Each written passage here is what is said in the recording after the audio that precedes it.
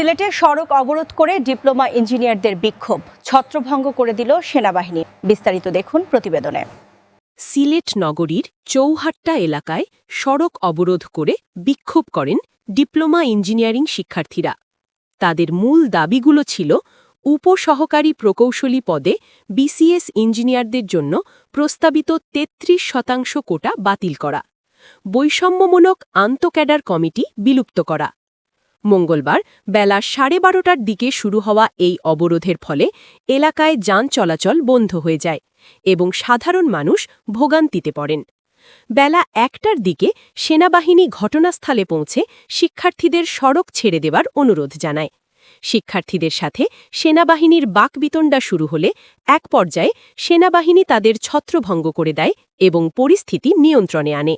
শিক্ষার্থীদের দাবি, প্রস্তাবিত কোটা কার্যকর হলে তাদের চাকরির অধিকার ক্ষুণ্ণ হবে এবং দীর্ঘদিনের বৈষম্য আরও বাড়বে।